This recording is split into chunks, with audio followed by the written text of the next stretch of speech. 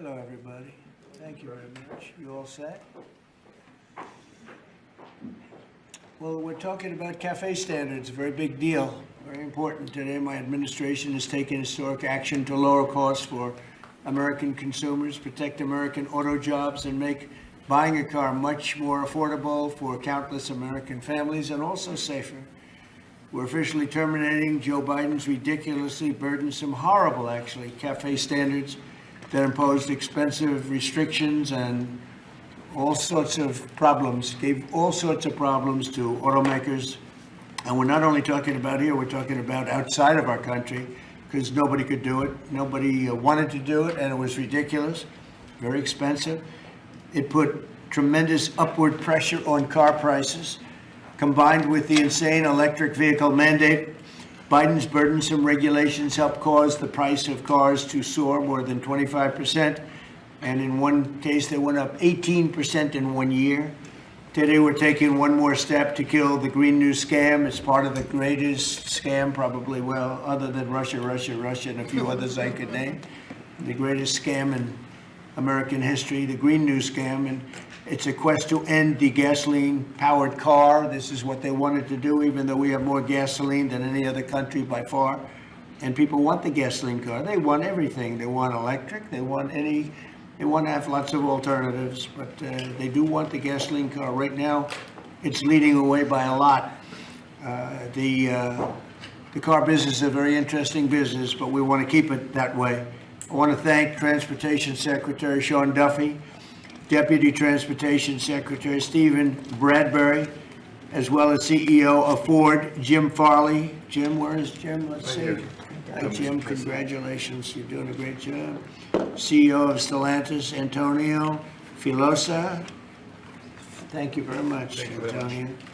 Chairman of the National Automobile Dealers Association, Tom Castrida. Yes, sir. Thank you very much, Tom. Great to have you. And Manager of General Motors Orient Plant, John Urbanek. Yes, sir. Thank you, sir. Great to have you guys here. And you're going to say a few words in a minute about how ridiculous this was, but we've just freed you up.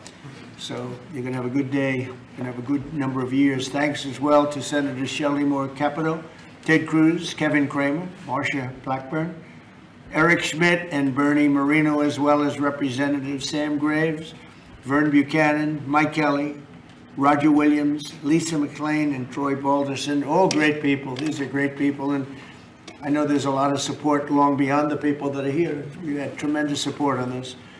From day one, I've been taking action to make buying a car more affordable. I signed an executive order to end the unfair, expensive electric vehicle mandate. As you know, we had to have an electric car within a very short period of time, even though there was no way of charging them and lots of other things. It would have cost $5 trillion to build the charging plants.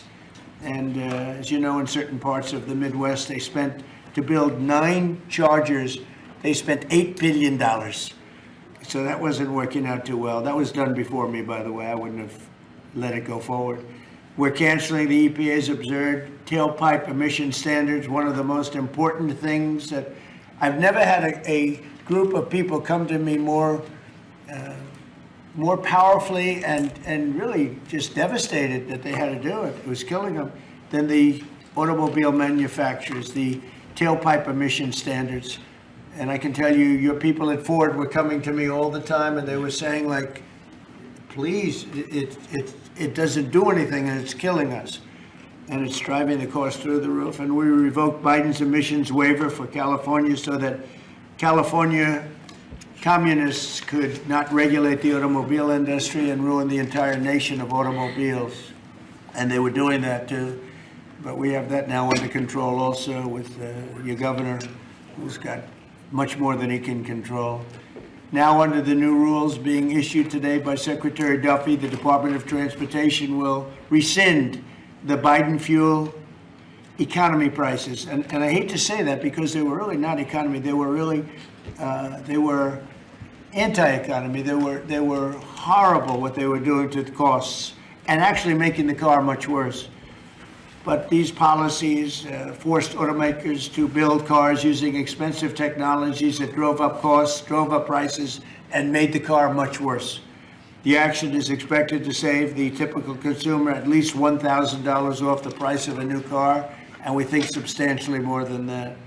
Under the Trump administration, $70 billion are now being invested in the American auto industry. Ford has announced it will invest $5 billion across its Kentucky and Michigan plants. Is that a correct statement? That's right. That's a lot, $5 billion. You could do more. Creating at least 4,000 new jobs. Stellantis announced that it will invest $13 billion to expand its U.S.-based manufacturing by more than 50% and open new manufacturing facilities across the country. And I think a big part of that is also the tariffs.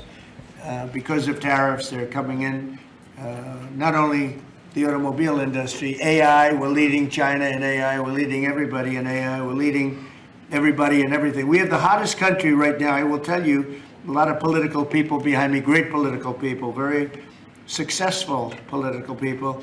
We have the hottest country anywhere in the world. 1 year ago, we had a dead country, and now we have the hottest country anywhere in the world. And it started from November 5th, but it also started when we did the tariffs, and we've had tremendous support on the tariffs. It's bringing in trillions of dollars of wealth. It's bringing in national security. And I've stopped 8 wars, and of the 8 wars, 5 of them have been because of tariffs and trade. So they're very important. And General Motors plans to invest $4 billion as it brings its manufacturing back to the United States from Mexico. After falling by 5% under Biden, U.S. auto production has surged by 10% so far this year. You know, I won the auto workers vote, but now even the head of the auto workers said Trump is the greatest president we've ever seen. And he happens to be right about that.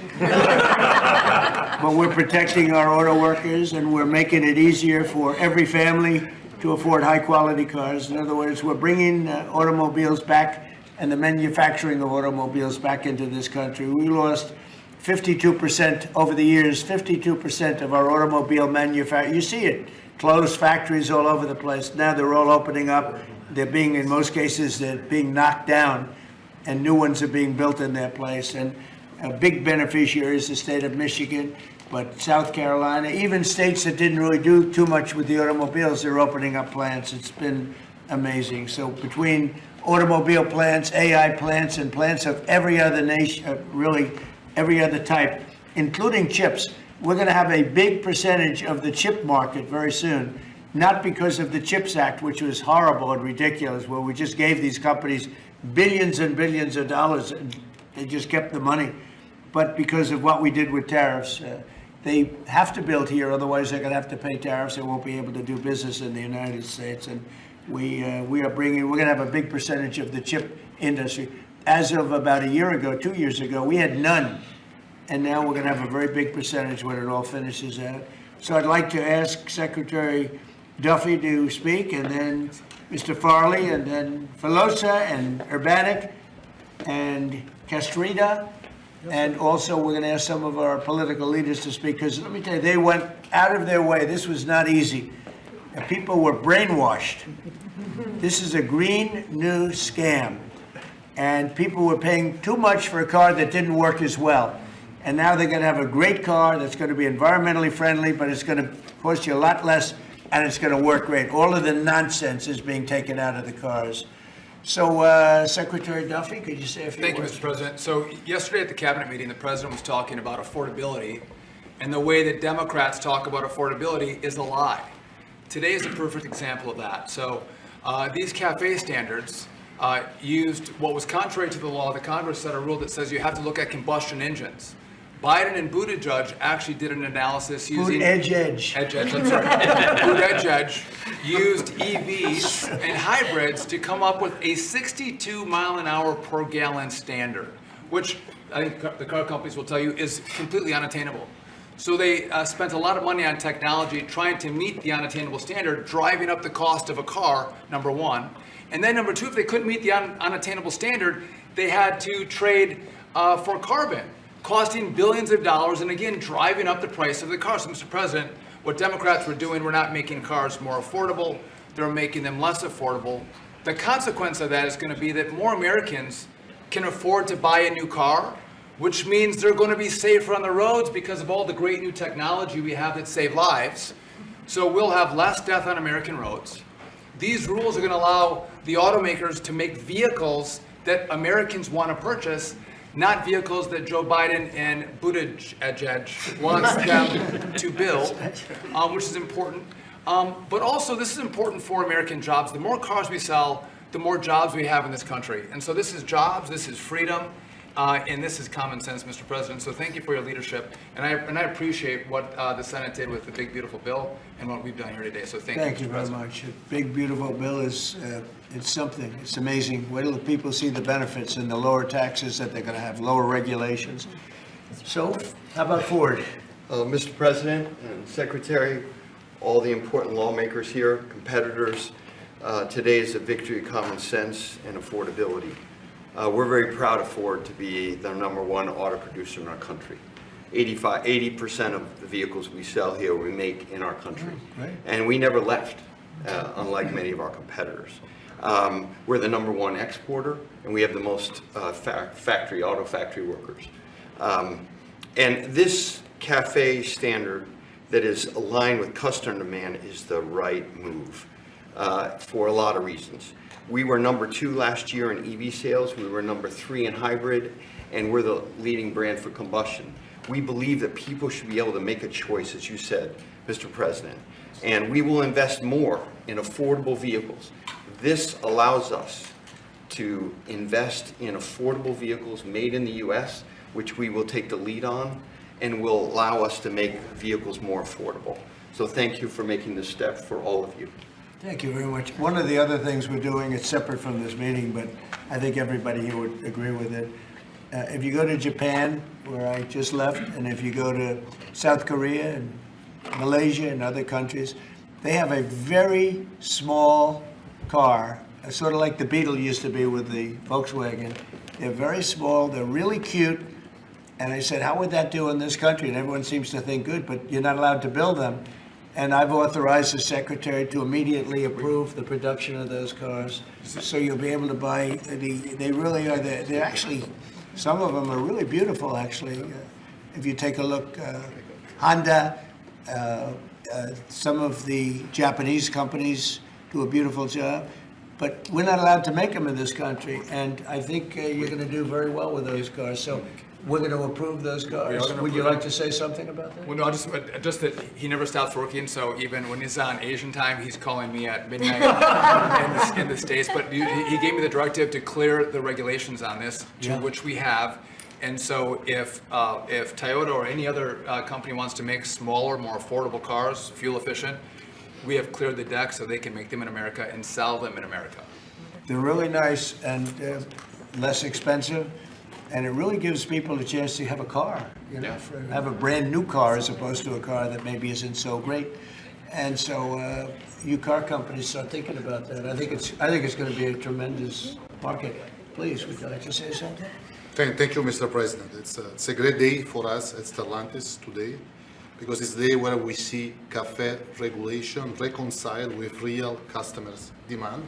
That's why at Stellantis we decided to invest through Jeep, Ram, Dodge, and Chrysler $13 billion in the next 4 years, increasing production by 50%, delivering to the market 5 new vehicles, and creating 5,000 additional jobs. That's because we believe in what you, Secretary Taffy, and all your team is doing in this country.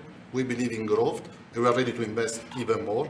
So thank you very much. Thank you very much also for this great news of the K cars, which we are very interested in, and we are very looking forward to work with Secretary Duffy, your team, in the future for the next steps. Thank you very much. We'll get ready for those cars because we've We will. already cleared the way. You can start right away. We will. Okay? Thank you very much, Mr. President.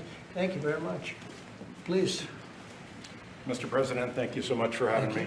Thank you very much. We support your leadership for this issue that is so important to the auto industry. I'm here representing the hard-working men and women of Orion Assembly in Michigan. Right. The facility, our manufacturing facility there is currently going through a retool so that we can build additional U.S. manufactured pickup trucks and full-size sport utilities for our customers, and we're so excited about that. And thank you for your support. Secretary Duffy, thank you as well. And this is largely coming in because of the tariff situation.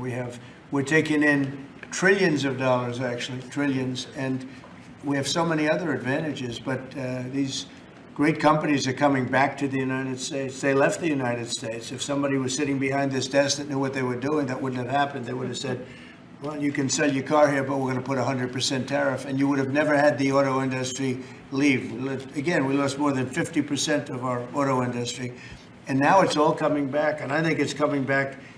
Ultimately, it's going to be bigger. I believe it's going to be bigger than it was before, actually. But it's an honor to have you here, and please, would you like to say Mr. something? President? Thank you very much. Tom Castrator, sir, I'm the chairman of National Automobile Dealers that represent 18,000 dealers in the country, along with 3,000 heavy-duty truck dealers. And what the actions that you've done as the president and your administration is definitely going to save our customers money. And you made your promises that let the consumer buy what they want, sir, and you delivered on that. And the other thing that you delivered was your promise in the big, beautiful bill, the tax deduction on loans that had gone away some years back. And now that makes it affordable for our buyers that can save money through that loan of the tax, anywhere from several hundred to several thousand. So again, sir, on behalf of all the dealers and our customers, we appreciate what you and your administration have done, and of course our legislative support as well, Mr. President. Thank you. That's very nice, and I'm glad you brought that up. We're allowing people to deduct. So if you go out and buy a car, and this is for middle income, but for lower income, no matter what, they never really had deductions. You know, rich people like deductions, but middle income people were never really afforded deductions, which is very unfair. You borrow money to buy a car, you're allowed to deduct the interest from your income tax. And I think that's going to be one of the most, in terms of your industry, I think it's going to be the biggest thing that we're talking about, maybe even bigger than cafe standards. People are going to be able to borrow money, deduct it, so it's going to cost them essentially half. And they'll be... It'll help, yes, sir. I think it's going to be a tremendous factory. They've never had a chance to do that before. And that's all done. That's all in the great, big, beautiful bill. So it's really terrific. I'd like to ask a couple of our political leaders to say, because you guys have done an amazing job. This was something that was going to be very tough. We had to fight lunatics to get it done, and they had no answers. You know, it's you just present them with the facts, and they just say, well, we're just not going to vote for it. They couldn't talk about it, but they didn't want to vote. I see Mike Kelly, my friend back there, who's been with me from day one, right? Yep. What do you have to say, Mike? Well, you know what? I think you hit the key. Everybody's talking about the same thing. You In know, they America, the way they like each other. You can, now, you can see, there's no hatred between these two guys. yeah, as long as I beat his price, we're friends. Yeah, but you hit it on the head. The American people have always been able to choose what they want to buy. Right. They don't want to be taken out of a market by people who, quite frankly, don't even drive their own car, and saying this is the way you've got to go going into the future, and say, well, you may say that, but you're not in the market, you have no idea. And I know the business we're in, at the end of the day, if you were there with me, I'd say, so Mr. President, other than price, what's keeping you from taking the car home today? It's always price. And the fact that we can build a car that's affordable, that people want to buy, that's the key to it. What you've done is unlock the most ridiculous statute that ever came in with CAFE. It wasn't done by the Congress. It was done by President Obama after the courts failed on it. So thank you for doing what you're doing. You're making America great again in every single way. Thank you. Thank you. It's going to be so big for the auto manufacturers. People aren't even going to believe the impact this has. You know, Mike used to come to my rallies all the time, and we'd have a rally, and it was like 0 degrees. It was freezing everywhere, and he'd sit there without a shirt on. And I didn't need that, you know. I didn't say it was pretty, but he would sit there in the cold, and he didn't mind it at all. I said, that's one tough cookie, right? You lit it up. We didn't need any heat. You were there. We had a good time. We had a lot of great rallies. We right? did. Pennsylvania. Please, Mr. Congressman. Thank you, Mr. President. I represent the dealer. I'm a dealer, and we got some other dealers in here, but this is huge for the dealer body, the local car dealer.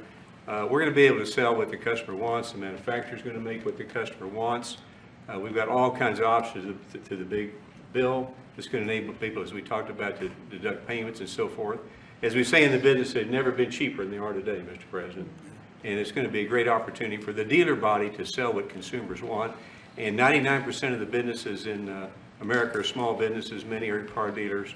employ a lot of people. It's going to be a great year for us. We appreciate your leadership, and we appreciate, man, from a retail standpoint, we appreciate the manufacturers going to step up and build cars that customers want and that we want to sell. So thank you very much. It makes it a great country.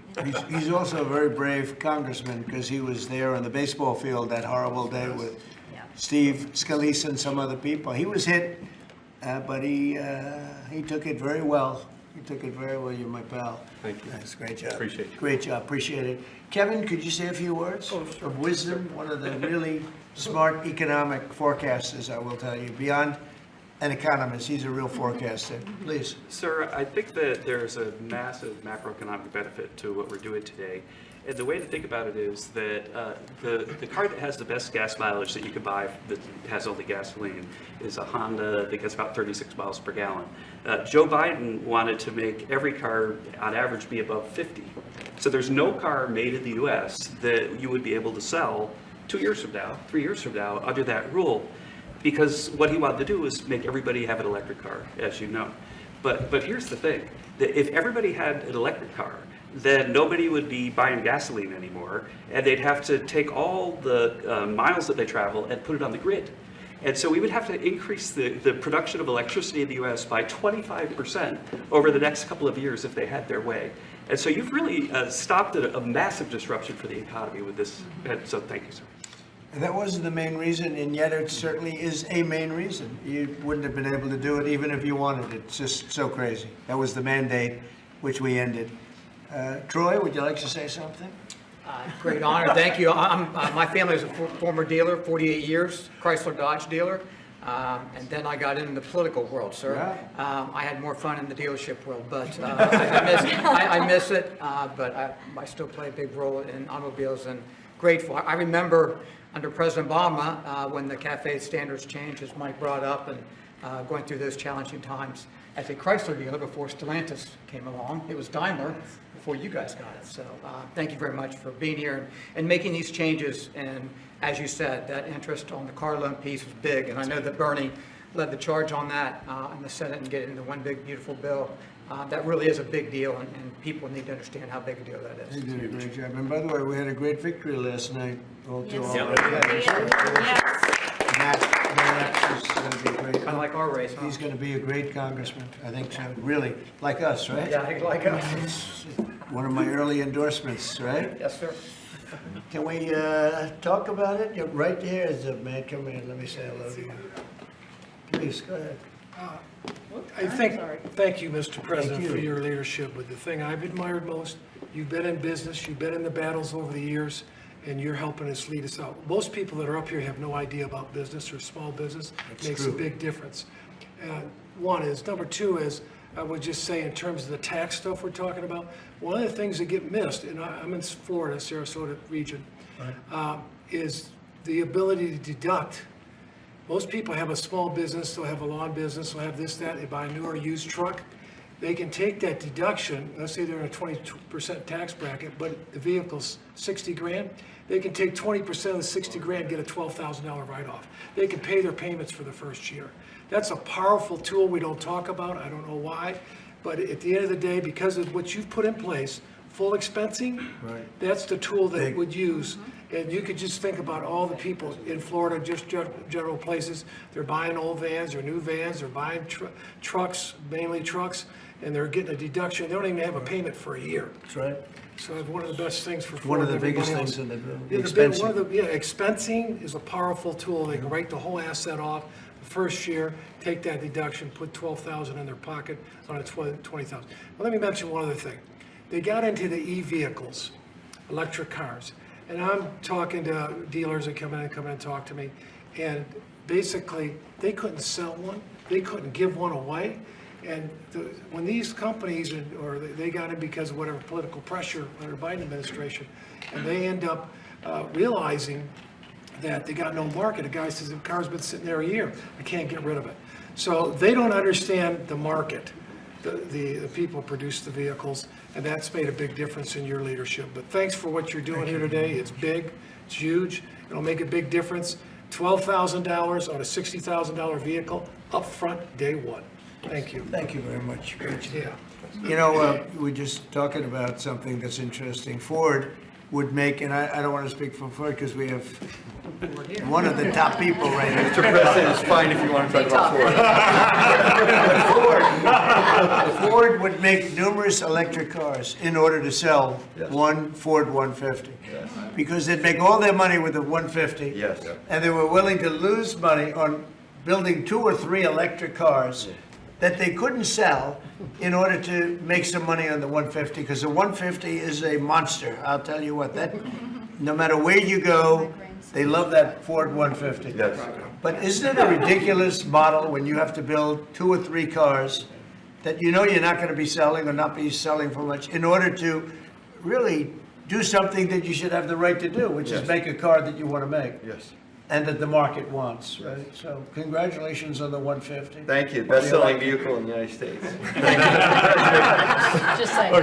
Now it's, 100% built in the United States. now it's only going to do, no, but it really is, it's amazing. It's an amazing brand. There was a lot of stupid things done here. What would you like to say? Yeah, I thank you, Mr. President, and Secretary Duffy, and all of us. You know, one of the last times I was here is when you signed the electric vehicle CRA, Congressional Review Act, that all of us participated in, the beginning of really making common sense, because it was going to impact 17 other states and really a large part of our economy. This is about affordability here. I'm just going to say one thing. Well, maybe, I already said one thing, so now I'm going to say 2 things. When we talk about a car and auto, we sort of talk about just, oh, we need a car. Do you know what a car does for a family? You can take your children to school, you can go to the store, you can visit your mother, you can go to church, you can have a job, you have the flexibility that you need. A car for an American family is about a roadway to prosperity. Big deal. It's a big deal. And so by making them more affordable, making them more choice-driven by what families want and need, today is a great day for the American family. Absolutely. Thank you. Absolutely, and the American worker. Say. Well, thank you, Mr. President and Secretary Duffy, and to my colleagues that are here. In Tennessee, we make great automobiles, and we have a fantastic workforce. And whether you're GM or Ford, with their new investment in Tennessee, or Nissan or VW or Toyota with the engine plant, what you see is the components that are necessary to build these cars. And removing these standards and making cars more affordable does mean that more people will purchase them, but it also means we're going to have to make more cars to meet that demand, and for Tennessee, that is a great thing. So, you know, I'm just sitting here and I'm thinking, like, we have the biggest auto manufacturers in the world. They're talking about investing billions and they're investing it as we speak, but billions and billions of dollars in our country. Thank you very much. And they're here. They're not like, well, maybe we'll do it. They're doing it because of tariffs, and they're doing it because of maybe they like the president, and we're doing things like this for them, which frankly, no matter who you are, this should be done. And we're doing things like deductibility of interest when you borrow money. To buy a car, you're allowed to deduct it from your income tax. That is a massive tax cut for people that probably are going to be trying to buy that car anyway. And I really think that that interest factor is going to be one of the biggest things. When I was proud of that because I thought of it, and it seems so simple. Other people are allowed big interest. If you're a rich person, you're allowed to have big interest deductions for different things you do. But if you're a middle-income person that has to buy a car, you were never entitled to anything. And now you're getting a full interest deduction on the loan. And I think that's going to have one of the biggest impacts. But we're here with companies that are investing tens of billions of dollars in our country as we speak. It's not going to be in 2 years or 3 years.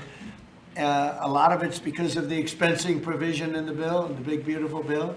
But a miracle is happening in our country. It's a miracle. This is just the auto industry, but we have other industries where it's the same thing. They're building all over our country, and this is a revolution is happening. It's a business revolution. It's a jobs revolution. It's a car revolution. We're bringing back the car industry that was stolen from us because we have people that didn't know what they were doing sitting at this desk. And they put the wrong people in because they weren't advised properly. And this is really an incredible thing that's happening. Go ahead, Kevin.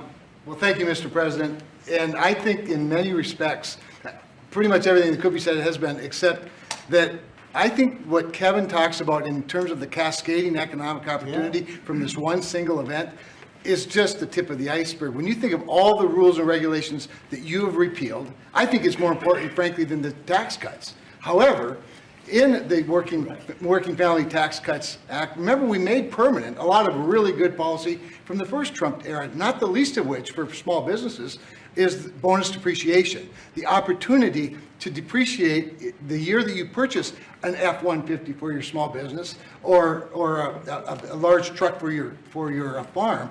I just think we're going to roll into 2026 and we're going to see an escalation of economic opportunity, the likes of which I probably have never seen. I think nobody's ever seen it, nobody in the world, because there's never been 18 or whatever it ends up being. In 10 months, we have $18 trillion being invested. We never had $1 trillion being invested. And Biden had much less than that. Think of it. He had less than $1 trillion over 4 years. We have $18 trillion in 10 months, and it's actually as of 9 months. So there's never been anything. Eric? Yeah, Mr. President, thank you. And on behalf of the people of the great state of Missouri, who we actually make things from F-15s to F-47s now, thanks to you. We'll be building the F-47 and then F-150s. And those are real jobs, and we make things in Missouri. This is going to go a long way, I think, for making things more affordable for normal people. Nothing could be more American than driving a car on the highway, and this is going to make that more accessible for more people. So thanks for your leadership. Your state's doing a great job. Yeah, well, they love you too. It's a great place. Thank you. Please. Thank you, Mr. President. I'm going to talk to you just a minute from a rural perspective, Okay. because these CAFE standards were absolutely unworkable in rural Missouri. We need vehicles that are practical and affordable and Right. can haul for our small businesses, for agriculture, and it just simply didn't work. Those CAFE standards didn't work. So I applaud you and Secretary Duffy for your hard work and what you're doing on behalf of rural America. Well, it was keeping a lot of manufacturers out of our country, too. They said, we're not going to, are you crazy? They thought, outside manufacturers thought we were absolutely insane with all of the different things. And just made up nonsense. It was like made up. It was really made up by people that hate our country. I really believe. Does anybody else have anything to say? I'd say about two quick things, Mr. Oh, no, President. Bernie, I didn't see you. Two quick things I think are really important. So the person who sat behind this desk before you gave $7,500 in subsidies to multimillionaires who are leasing electric Rolls Royces, electric Porsches, electric Lamborghinis. We're getting $7,500 from the taxpayer. And these Democrats sit on this floor and say that Republicans are for millionaires and billionaires. We are the opposite of giving $7,500 to multi-billionaires to lease foreign electric vehicles. Number two, because of your policies, at the beginning of the year, 51% of the cars sold in America were made in America, 51%, before you got sworn in. Last month, that number was 57%. We moved it 6 points, which nobody thought would be possible in 4 years. We did it in 10 months. That's something that maybe the news should cover a little bit more. And we've driven down the price of automobiles. The car prices for consumers are down before you did Just this. about everything is down. You know, this whole thing is, they use the word affordability. It's a Democrat hoax. They're the ones that drove the prices up. And all they do is say, affordability, and you're supposed to say, oh, that means they had low prices. No, we inherited the worst inflation in the history of our country. They say 48 years, but let's say that's history. I don't believe that. Biden had, because of his stupid ways and between his energy policies and his spending policies, we had the worst inflation in the history of our country.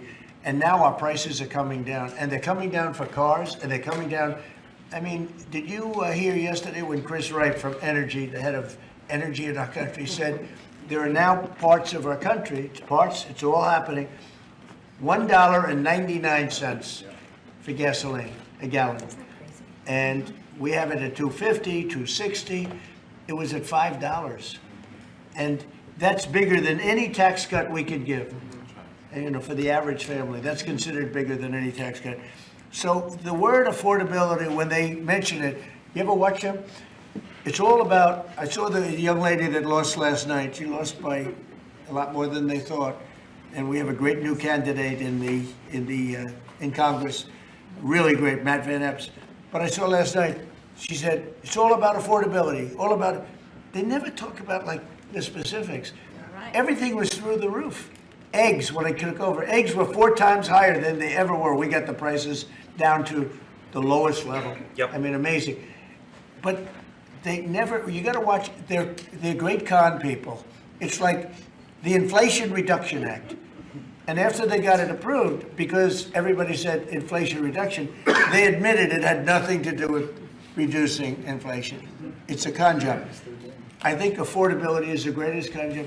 They look at you and they say, affordability.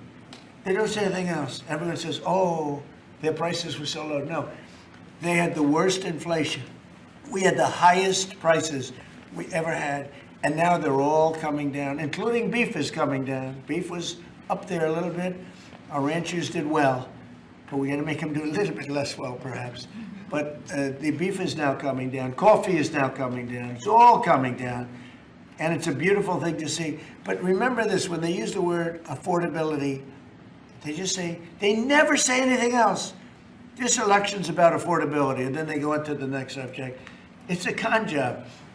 They caused the highest prices in the history of our country, the worst inflation in the history of our country, and we're getting those prices down, and they're coming down rapidly. And you'll see those results very soon. Anybody else want to say a few words?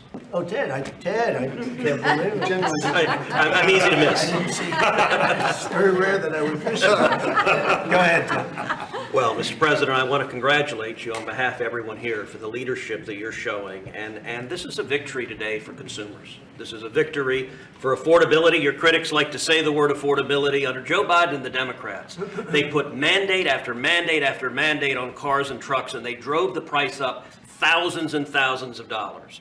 And with the actions you're taking today, and you put on top of that the one big beautiful bill, you know, most of the senators here on the Senate Commerce Committee, and on the Commerce Committee, we worked together to zero out the CAFE standards. We wrote that into the law that the CAFE standards went to zero.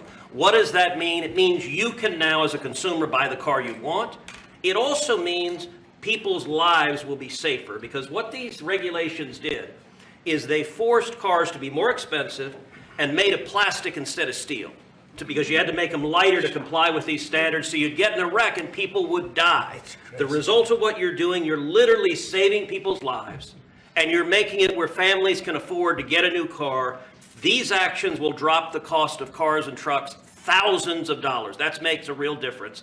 And I'll make one final point. You know, about half the members here are car dealers. And I will say my good friend Roger Williams out in the lobby, he tried to sell me a car, which didn't surprise me, but I just want to give props to Mike Kelly. He showed he was savvier because he tried to sell you a car, and you can afford a much nicer car than I can. So well done, Mike Roger. You just went to the wrong customer. That was $100 cheaper. The thing that Ted just said, it's true, plastic instead of steel, think of that.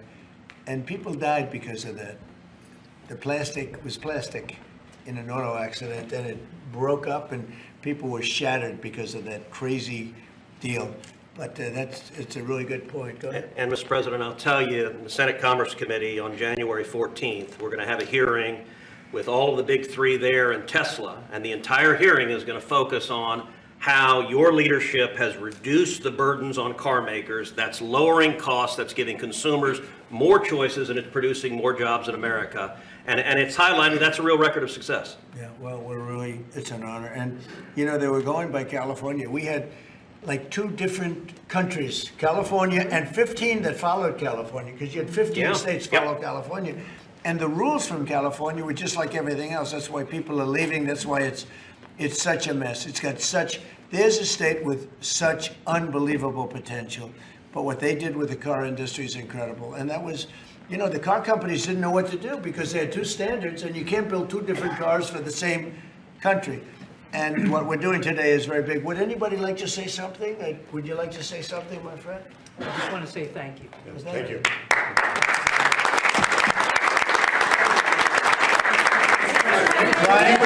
Mr. President, thank Brian, you. Once and again. we love you, Brian. Oh, I love you too, Mr. President.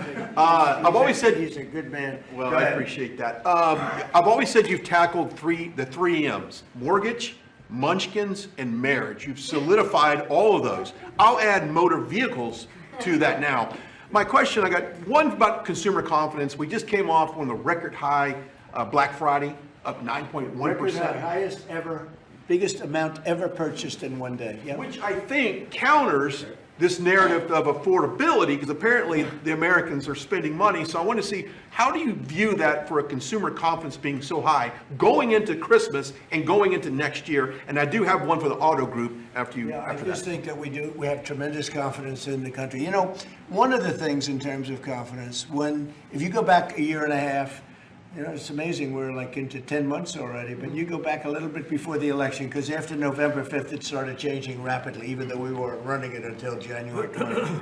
But when you look back and you look at the enlistment of soldiers, people that wanted to join the military, the Army, Navy, Air Force, Marines, Coast Guard, it's like booming, it's all Space Force.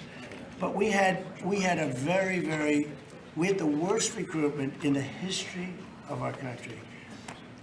A year later, we have the greatest recruitment in the history. You can't even get in. Getting in is like getting into a top college that you couldn't get in. People want to be in the service now, and that includes the police and firemen, other things. You couldn't hire police, you couldn't hire anybody in the Army or the Navy. You couldn't get people in, and we now have gone from that to record recruitment. We're getting high quality people, amazing people, wanting to be in the military. They have a spirit now, you know, call it what you want, but that's part of it. But they have great spirit now. It's a great thing. Go ahead, ask your second question. Okay, my second question, I've got a lot of close family friends that are in the automotive business, own dealerships all across Southern California. They sent me a question to ask you. There's a thing called a mileage blocker that is installed on vehicles. It's a type of a computer chip which alters the actual mileage driven on the vehicle, so that when you have a leased vehicle that's turned in, they're losing thousands of dollars. They've got to go chase down these manufacturers. What can we do to track down these manufacturers of this illegal computer chip that's really hurting automotive industry? Have you heard about this? Yes, sir. They're getting built in China, and most of them are coming out of Great Britain, sir. They're being distributed through China, through distributors selling them online through Great Britain. Yes, sir. Wow, that's not so good. What do you think? Look at that. Bernie, do you know anything about that? It works on older vehicles, and obviously, we got to do a better job. of Yeah, making I sure think we're it's controlling the border. something, I've never heard of it. Very good. We never heard of it. That's pretty good. Mr. President, you released video of that first boat strike on September 2nd, but not the second video. Will you release video of that strike so that the American people can see for themselves what I happened? don't know what they have, but whatever they have, we'd certainly release, no problem. You know, we stopped, every boat we knock out, we save 25,000 American lives. So you- And Thank you. if you look at our numbers, the drugs coming in through sea are down 91%. I'm surprised there's 9%. You want to? I don't know who's doing the 9%, but it's down 91, and we're going to start very soon on land, and I'm sure you're thrilled to hear that. Mr. President, on Ukraine, Steve Witkoff and Jared Kushner were there last night with Vladimir Putin. Can you give us an update about those talks? It sounds from what the Kremlin is saying that they're not going to compromise. Can you tell us what you've... I don't know what the Kremlin's doing. I can tell you that they had a reasonably good meeting with President Putin. We're going to find out.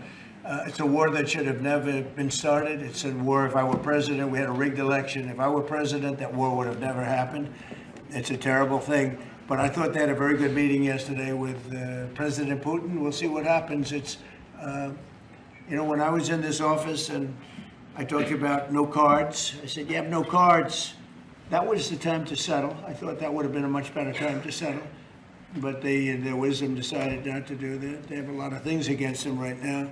But you have President Putin had a very good meeting yesterday with Jared Kushner and with Steve Witkoff. What comes out of that meeting, I can't tell you, because it does take two to tango. You know, Ukraine, I think we have something pretty well worked out with them. They're very satisfied, considering. But the sad part is, if our president, no war would have ever happened. They would have had 100% of their territory. Nothing would have happened. It's a very sad situation. So think of this. Last month, 27,000 soldiers. 27. That's like you take a stadium, a football stadium, not an arena, and you cut it in half. 27,000 people died, young, mostly young soldiers, died last month, in 1 month. And that's the only reason I'm involved. You know, we're not spending any money in the war. We're selling to NATO.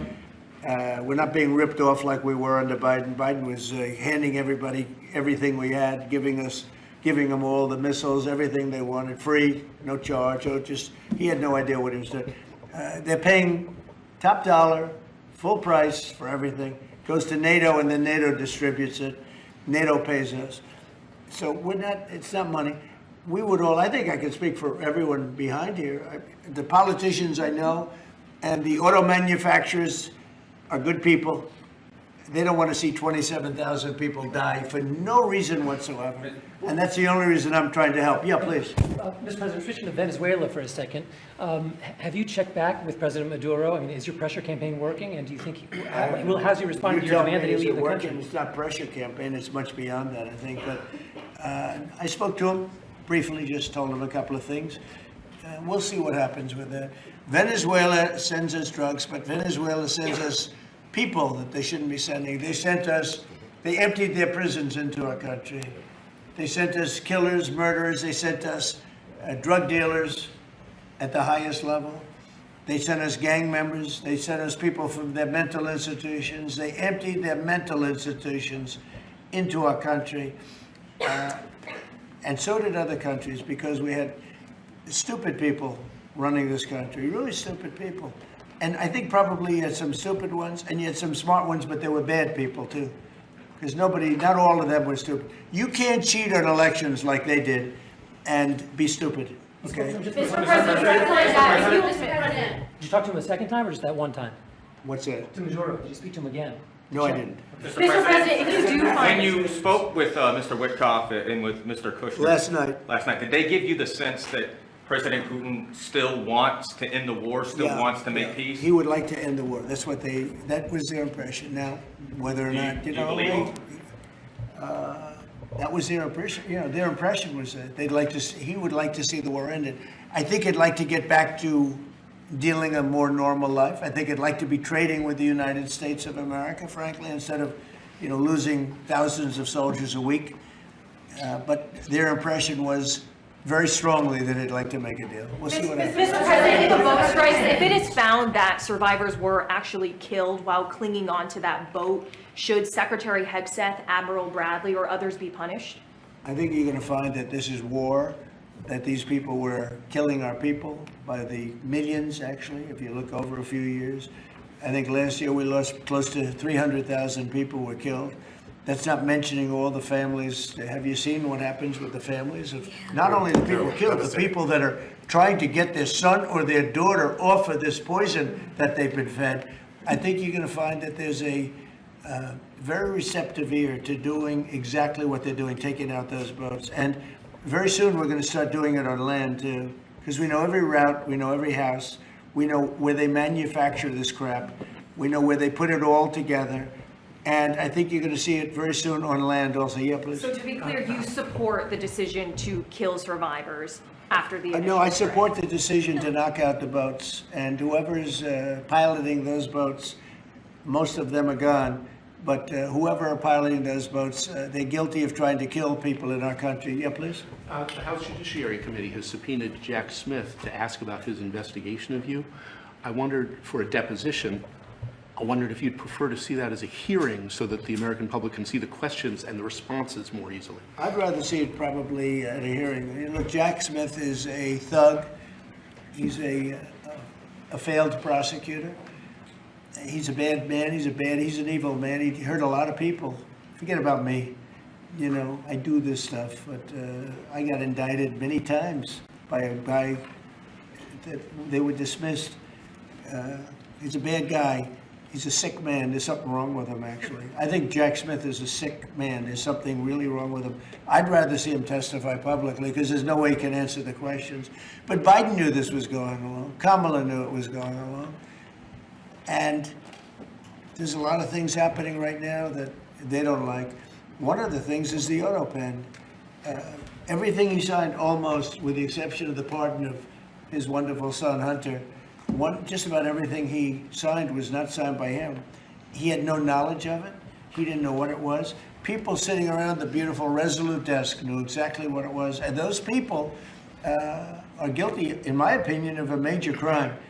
Everything that was signed by that auto pen, the man operating the auto pen, and I'm sure there are more than one, because I think some of the people can operate it themselves. Some of the high-level people operate it themselves. They would just go in and sign his name with an auto pen onto very important documents, not only pardons, but policy, maybe CAFE standards, okay, as an example. Who signed CAFE? If you ask Biden, what's a CAFE standard, he would have absolutely no idea. He'd say, where is the CAFE located? The guy didn't know anything. Look, that just shows you what a rigged election can be, but you understand what I'm saying. Thank you. You've had conversations with... I did, with Jensen. Right, so... Smart man.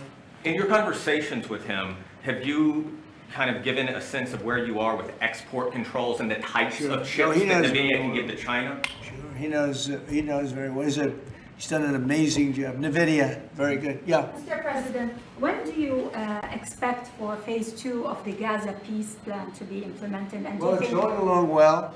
You know, they had a problem today, I understand, with a bomb that went off and hurt some people pretty badly, probably killed some people. They're telling me it just happened.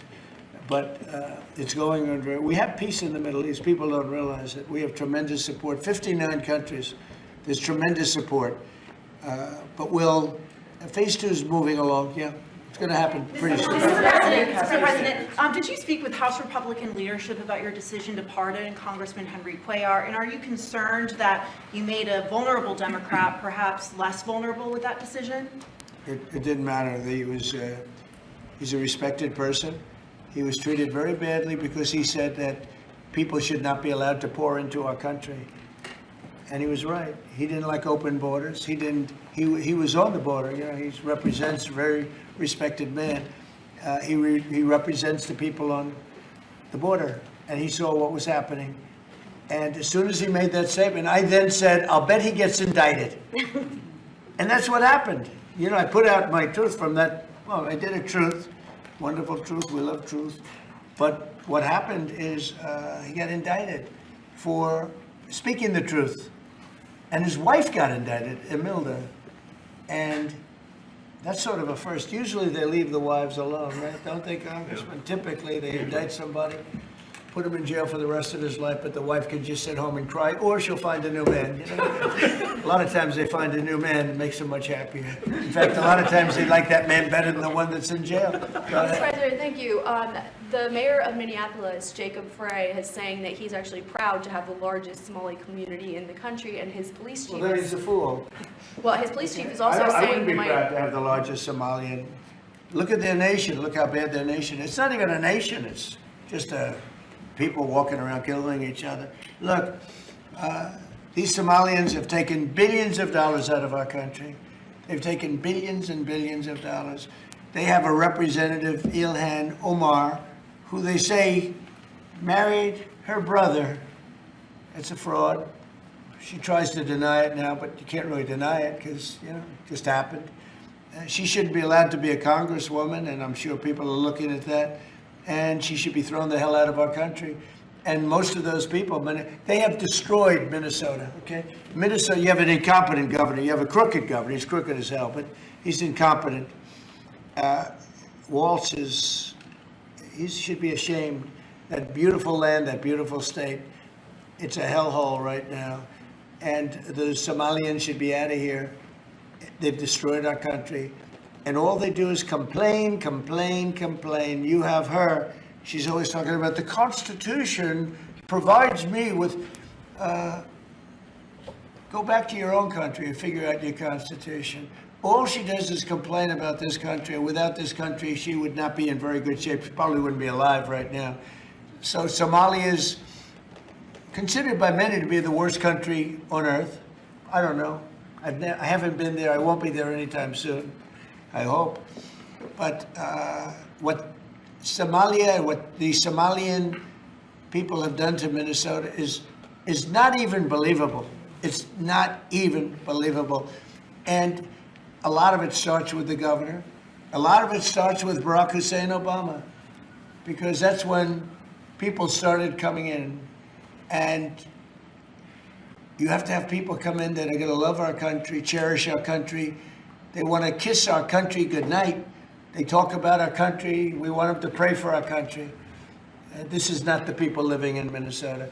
And she's a disaster. She should not be, and her friends shouldn't be allowed. Frankly, they shouldn't even be allowed to be congresspeople, okay? They shouldn't even be allowed to be congresspeople, because they don't represent the interests of our country. Anybody else? Mr. President, the automakers spent billions on meeting the Biden EV rules.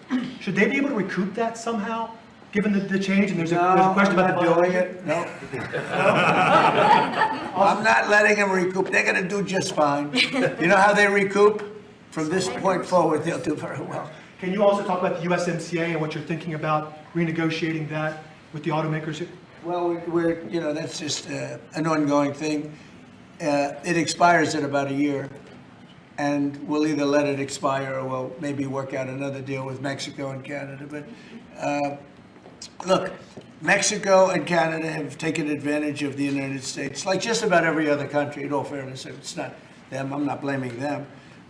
But every country, because we had stupid people running our country. We had a lot of stupid people running. That's why we have $38 trillion in debt. But the beautiful thing about the tariffs is we'll start paying off that debt. The money coming in, they're finding money in our country now that they never knew existed. The other day, $30 billion. Where did it come from? I said, why don't you check the tariff show? They said, sir, that tariff hasn't started yet. It doesn't start till January. I said, no, it started 2 months ago. They called back, sir, you're right, it was from tariffs.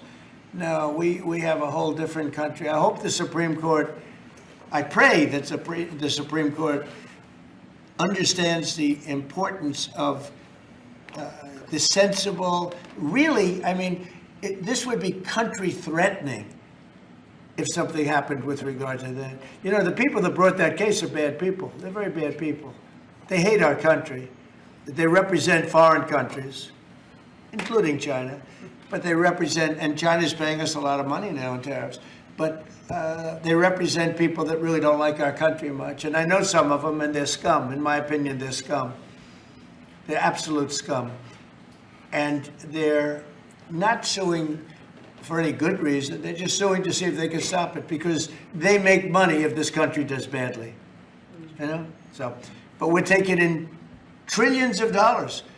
We're stopping wars. We have great national security because of tariffs. And then to think that we have to even go and justify this.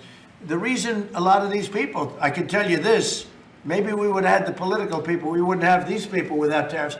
The people that are up here from Stellantis and Ford and General Motors, great companies, including this gentleman, they wouldn't be here today if we didn't have tariffs. They'd be building their plants in Mexico and other places. They're leaving Mexico and they're leaving Canada. They're leaving because they ripped off our country. They took our businesses away from us. And now because of tariffs, they're all coming back. So it's a great thing. Thank you very much, everybody. Mr. President, you call Somalians